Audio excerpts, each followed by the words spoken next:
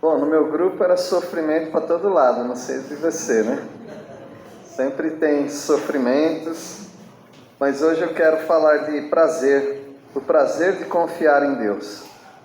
Eu acho sempre um prazer orar, mesmo que os motivos de oração sejam aflições. É um prazer colocar nas mãos de Deus. A gente sai até mais leve, né? Os problemas não mudaram, mas a gente sai mais leve, porque o Senhor ele tem prazer de responder às nossas orações. E hoje é o Salmo 86, o Salmo de Davi, o prazer de confiar em Deus, o prazer de ter as orações respondidas, o prazer de ter somente um Deus e o prazer de ter o livramento em Deus. Vamos estudar esses pequenos temas aqui, sobre o prazer de confiar em Deus. Então vamos começar com o prazer de ter as orações respondidas. Salmo 86. Salmo 86. Quem está aflito e necessitado precisa orar. Talvez você esteja com alguma dor física, então ore a Deus. Versículo 1. Oração de Davi. Inclina, Senhor, os teus ouvidos e ouve-me, porque estou necessitado e aflito. Cada um tem suas aflições. Talvez seja uma dor física que você tem. Ore ao Senhor. Ele sabe que você está aflito, que você está necessitado. Quem é piedoso deve orar. Versículo 2. Protege-me, pois sou fiel a ti. Salva-me, pois sou teu servo e em ti confio. Tu és meu Deus. Sou fiel a ti, ou eu sou piedoso. Eu amo ao Senhor e eu preciso do Senhor. Então quem é piedoso, quem é fiel ao Senhor, deve orar. Talvez a sua dor seja emocional, não é uma dor física, mas é uma dor da alma, uma dor emocional. Ore a Deus. Quem precisa de compaixão, precisa orar também. Às vezes nós precisamos de compaixão. Não é muito bom falar, nós queremos que as pessoas tenham dó de nós. Não é isso. Mas compaixão nós queremos que alguém sinta a nossa dor. Nós queremos que alguém sinta ou entenda o que nós estamos passando. Então quem precisa dessa compaixão, precisa orar. Talvez é uma dor de luto. A dor de luto é inexplicável. Não está doendo nada fisicamente, mas a pessoa fala, dói aqui, dói muito aqui dentro. É a dor do luto. Versículo 3. Tem misericórdia de mim, ó Senhor, pois a ti clamo todo o dia. Tem misericórdia, ou compadece-te de mim, que vem da palavra compaixão. Tem aquela paixão junto comigo, aquele sentimento junto comigo. E Deus vai levantar pessoas, algumas vezes, para sentir a nossa dor. Quem precisa de alegria tem que orar também. Talvez você esteja precisando de alegria. Talvez a dor é a dor da perda. Não a perda de uma pessoa, nem sempre, mas a perda de um objeto, a perda de um negócio, a perda de uma oportunidade. A perda dói também. Então quem precisa de alegria deve orar. Versículo 4. Alegra a alma do teu servo, pois a ti, Senhor, levanto a minha alma. O salmista está pedindo para que Deus dê alegria para a alma dele. Ele está triste, ele precisa de alegria. Então se você precisa de alegria, você também tem que orar. Quem crê em Deus, ou quem crê que Deus é bom, deve orar. Você crê que Deus é bom? Então ore a Ele. Às vezes nós estamos não com dor, mas estamos com dúvida. A dúvida perturba a alma também.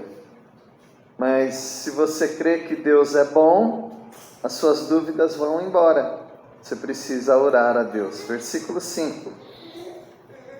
Pois tu, Senhor, és bom e compassivo, abundante em benignidade, para que com todos os que te invocam.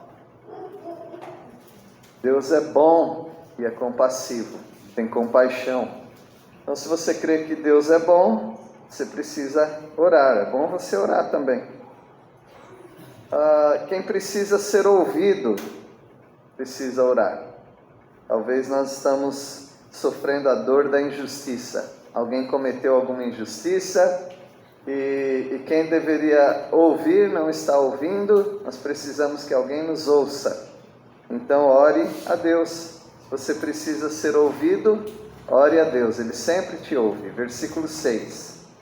Escuta, Senhor, minha oração, e atende a voz das minhas súplicas.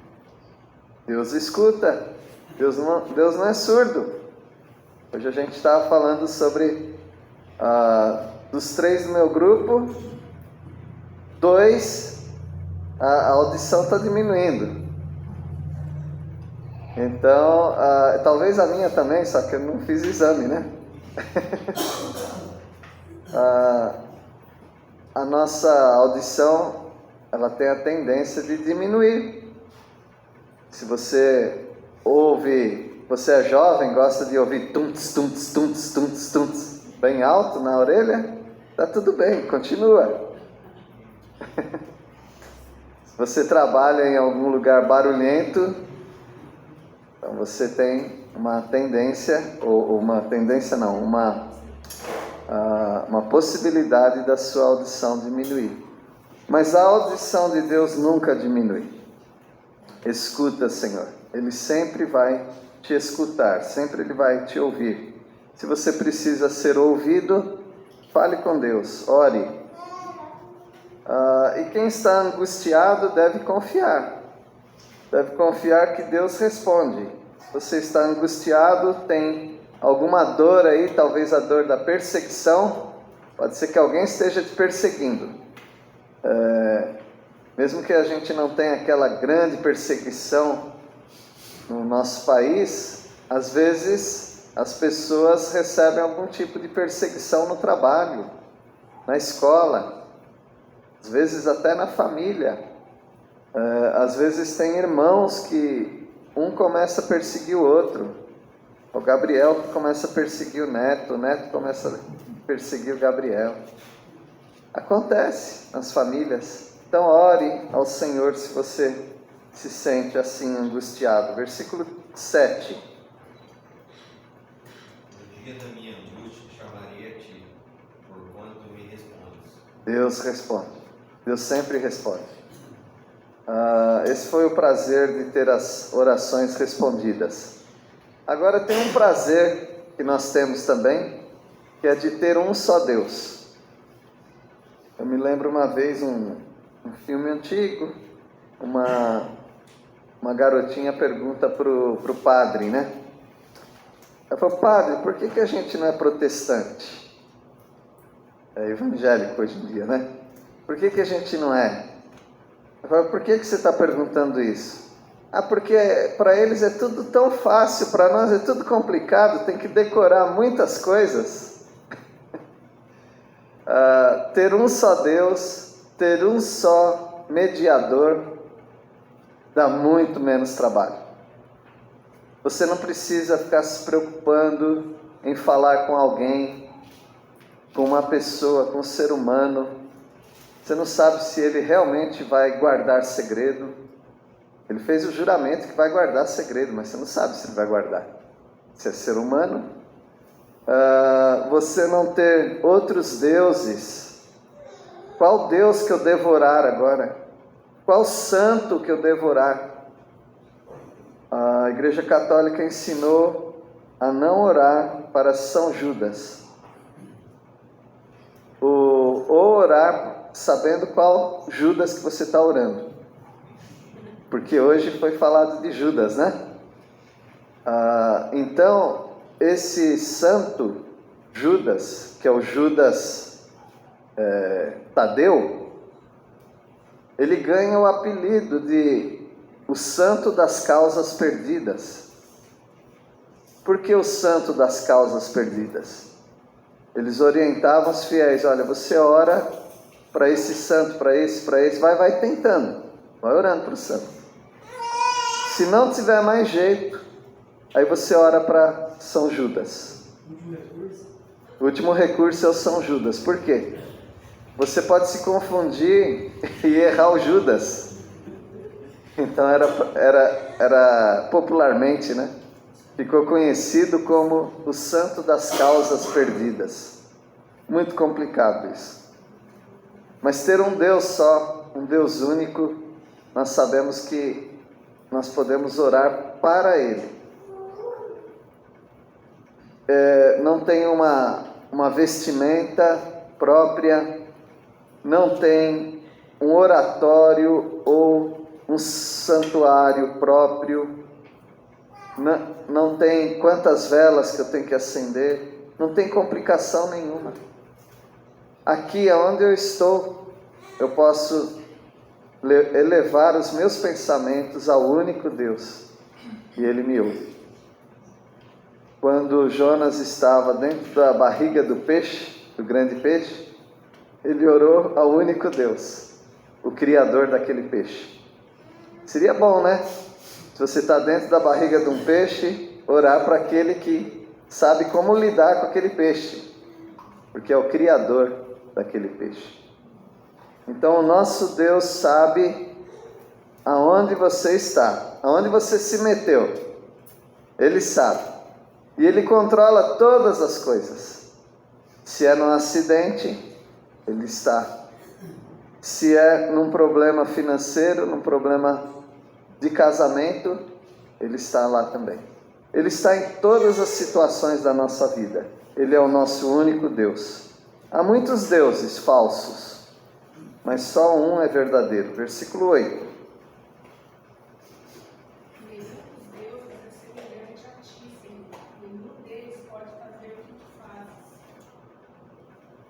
Ele é a razão da nossa vida. Ele é a razão do nosso viver. Ele é o único Deus. Não tem outro Deus. Só um.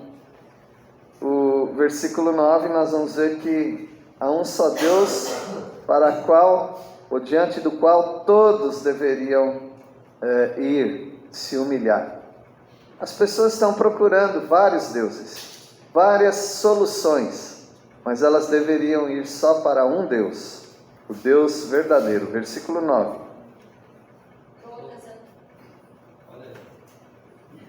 Todas as nações que fizestes virão, prostrar-se-ão diante de ti, Senhor, e glorificarão o teu nome. As nações vão um dia até esse único Deus. Por enquanto elas estão inventando deuses. No Brasil tem 3.000 religiões. No mundo inteiro tem 30.000 religiões. É muita religião, é muito Deus, mas só tem um Deus que é verdadeiro, é o nosso Deus. Talvez os problemas se avolumem, né? Eles começam a crescer, mas o nosso Deus é o único que nos dá fome. Nós temos fome de Deus. As pessoas têm fome ou necessidade de resolver os seus problemas. Por isso elas vão para vários grupos. Elas querem resolver os problemas. Mas quem serve a Deus, ele não está pensando tanto nos problemas. Ele está pensando no Deus, em Deus. Ele quer a presença de Deus. Quando nós estamos com Deus, os problemas parece que vão embora. Os problemas estão aí. Mas estando com Deus, nós estamos muito bem acompanhados. Nós temos essa tendência, a tendência de desviarmos a atenção de algum assunto para nós não sofrermos tanto. Se você está muito, meu pai falava, encasquetado. Conhece essa expressão? Está muito bitolado num assunto. você precisa mudar o foco. Às vezes você tem que sair um pouquinho do ambiente. Sai do ambiente. Você saindo de um cômodo para o outro, parece que já ajuda. A sua mente dá uma refrescada. Agora, pensando muito mais profundamente, tira o olhar dos seus problemas por um momento.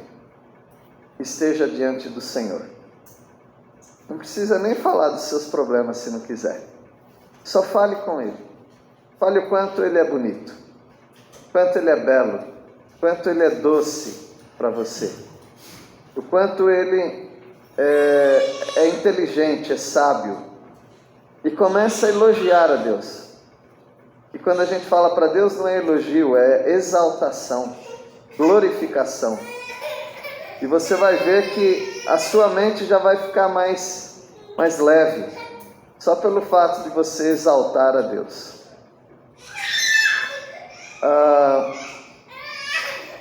Há um só Deus que opera maravilhas. Versículo 10. Pois tu és grande e operas maravilhas. Só tu és Deus. Só Ele é Deus. Só Ele opera maravilhas. Uma das maravilhas, Ele perdoa. Ele perdoa. E somente aquele que se sente um malfeitor, ele sabe da importância que é o perdão. Aquele que se sente mal, alguns se sentem até podres. Há pessoas, por exemplo, que não param de lavar a mão. Há pessoas que ficam escovando os dentes o tempo todo. Eu estou falando de anormalidade, tá bom? E pessoas assim, por que elas ficam fazendo isso? Porque elas se sentem imundas, porque elas não se sentem puras, e elas querem se purificar, e elas querem tomar banho, e elas querem escovar os dentes, elas querem lavar a mão, elas querem esfregar a pele. Mas o nosso Deus é aquele que perdoa os nossos pecados, é o Deus que faz maravilhas. Ele é o Deus que tem um nome. Nós devemos temer ao nome dele. Há um só nome, que é o nome do nosso Deus. Se nós fôssemos usar o nome de Deus mesmo, a gente sempre falaria Yahvé. Yahvé.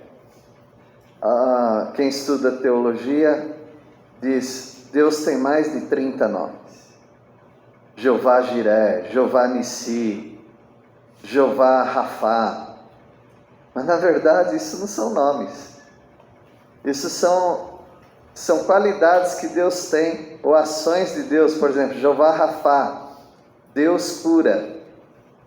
Aí eles falam, é o nome de Deus. Jeová Nissi, Ele é a minha bandeira. Mas é só para dizer que Ele está à frente de tudo. Jeová Sabaiote, Ele é o Deus dos exércitos. E Jeová Jiré é o Deus que supre. Então, mas Ele tem um nome. E alguns erroneamente, né, até veio para a nossa Bíblia assim, chama de Jeová, é Yahvé. Talvez seja a pronúncia mais próxima.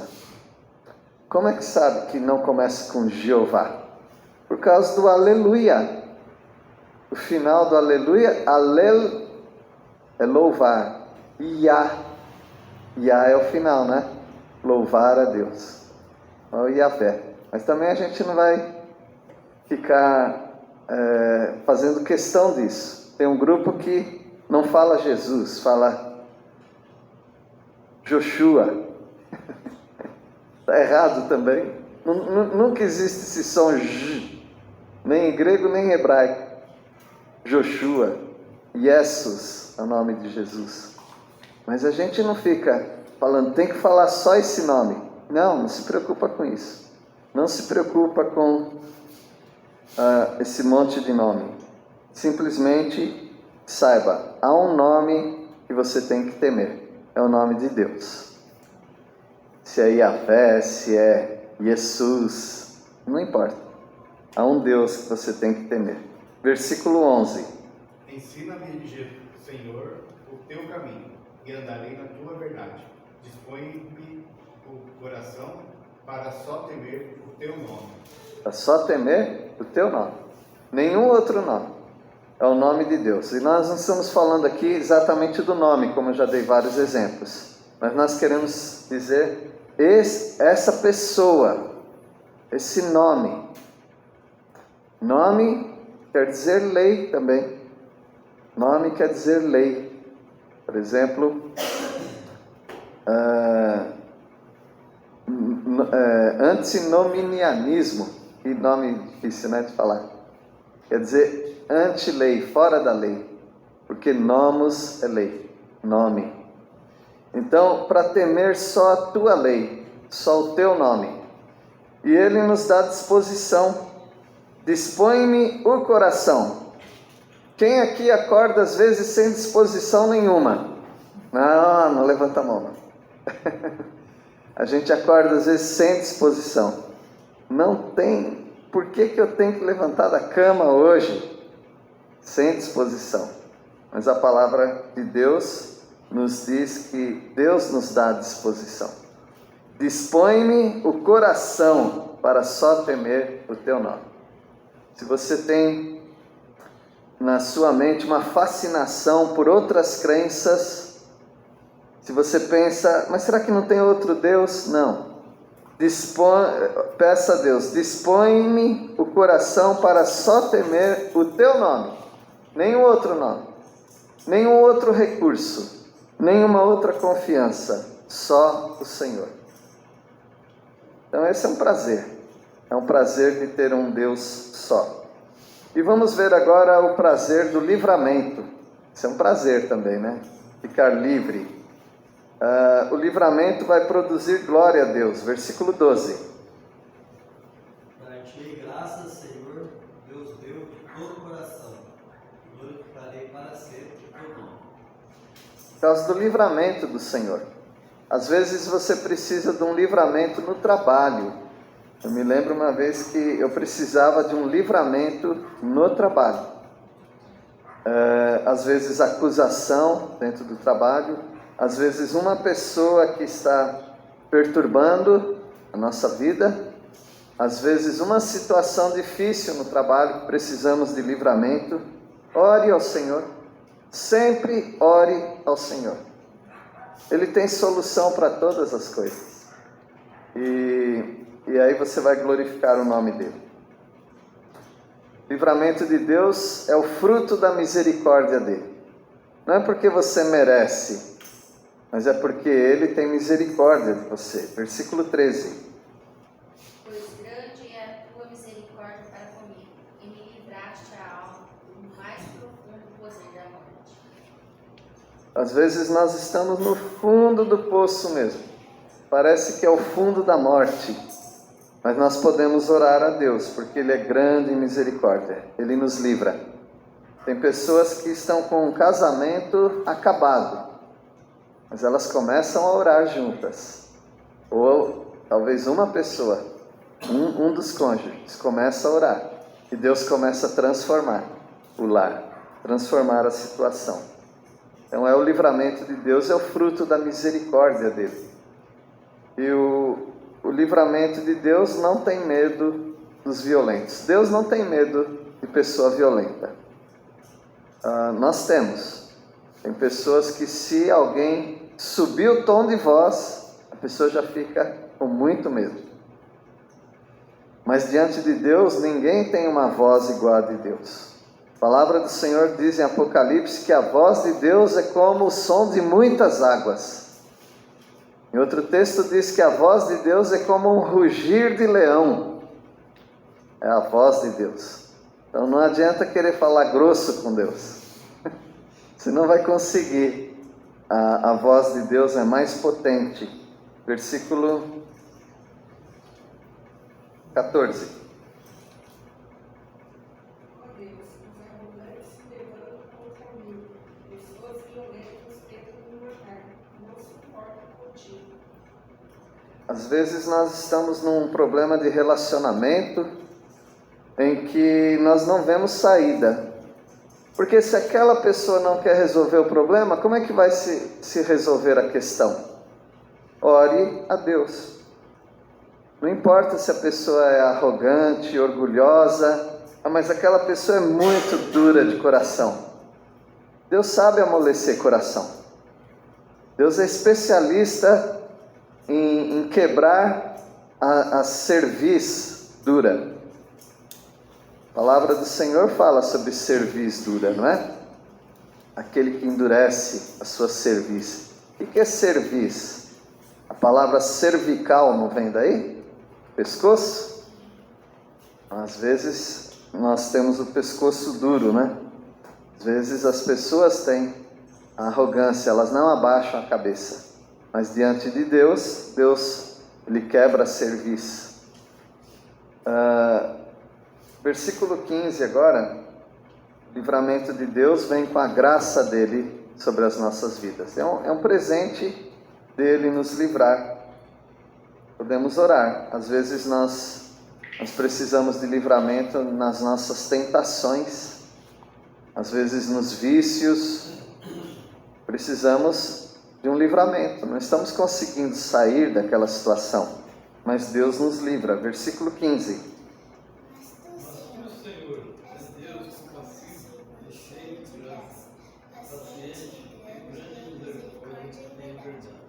Isso. Uma mocinha leu e alguém bem velho leu. Ficou bonito. Deus é compassivo e Ele é cheio de graça. Então o nosso Deus é paciente. Quem aqui é paciente? Todo mundo é paciente em algumas coisas e impaciente em outras. Então, algumas coisas te deixam irritado, algumas coisas te deixam impaciente.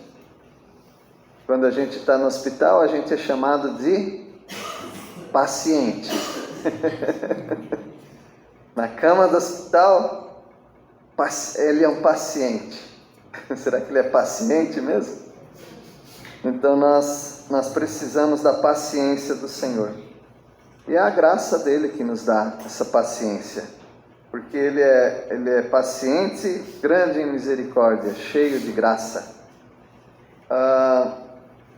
O livramento de Deus concede para nós força. Quando nós não conseguimos nem orar, o Espírito Santo intercede por nós, com gemidos inexprimíveis. Ou seja, dentro de nós, dentro daquele que crê em Cristo Jesus, tem o Espírito Santo. E quando nós estamos tão fracos, tão confusos, tão debilitados, o Espírito Santo nos anima. E a gente sente que tem alguém orando dentro de nós. Mas não estou orando, mas o Espírito Santo está orando dentro de você. E além disso, Hebreus 7:25 diz que Jesus intercede por nós para sempre. Então Ele também está intercedendo por nós. Versículo 16. Volta-te para mim e compadece de mim. Concede a tua força ao teu servo, salva o filho da tua serva. Salva esse teu servo. A minha mãe confiou no Senhor. Que é o salmista falando. A minha mãe confiou no Senhor. Minha mãe foi serva. E eu sou servo do Senhor. Assim como ouviu minha mãe, ouve-me a mim também. Concede força. Então, o livramento de Deus vai conceder essa força. Às vezes nós encontramos pessoas tão desanimadas, tão frias, e ela não consegue sair daquele estado. Aí nós que temos compaixão também das pessoas, nós temos que orar por essas pessoas, para que Deus dê ânimo para elas. E Deus vai dar. Nós confiamos nisso. Deus responde às orações.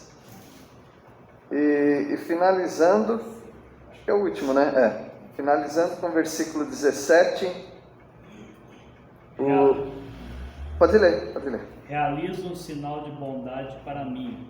Meus inimigos verão e ficarão envergonhados, pois tu, Yahvé, me socorres e consolas. Gostei dessa versão aí, ó. Yahvé. Então, o livramento de Deus é um sinal de que Ele é o nosso Consolador. Qual a certeza que você tem de que Deus te consola? Qual a certeza que você tem de que Deus está com você? É o livramento. Ele já me livrou outras vezes. Eu confio nele. Se você não confia no Senhor, então você vai ver o livramento de Deus pela primeira vez na sua vida. Mas depois disso você vai ver o livramento de Deus todos os dias. Porque Ele vai estar com você todos os dias. Esse é o sinal para nós. Às vezes nós temos medos internos.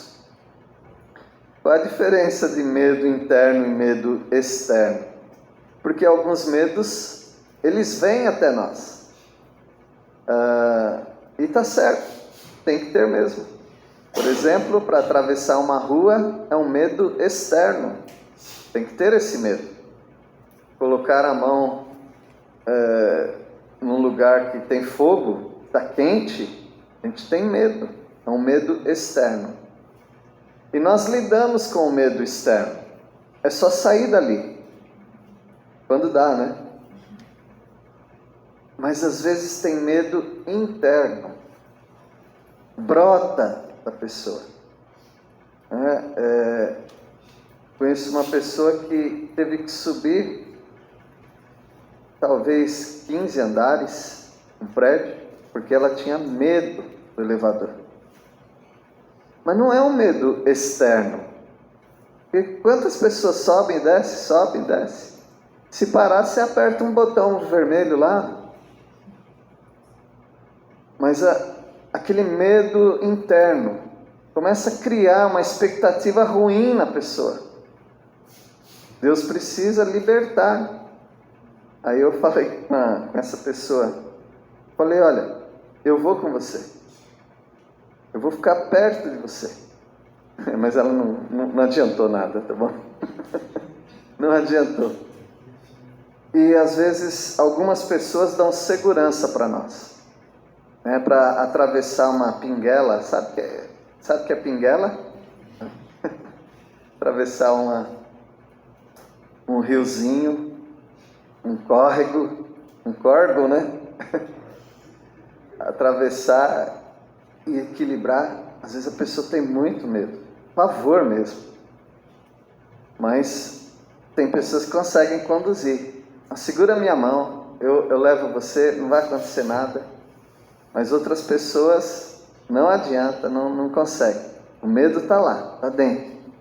Medo de água, a mesma coisa, né? O medo interno é só Deus que pode controlar. Porque Ele te conhece internamente. Ele conhece você lá dentro. O que está te afligindo, ore a Deus. E Deus vai te ajudar.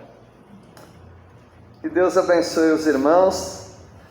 Tenham o prazer de confiar no Senhor. Ele responde às orações. Ele é o nosso único Deus e Ele nos livra. Amém? Vamos orar. Senhor, nós louvamos porque temos o livramento no Senhor. Tu és o nosso único Deus. Temos a certeza que o Senhor responde às orações. Ó Deus, coloque crentes mais experientes perto daqueles mais novos, para que eles confiem no Senhor.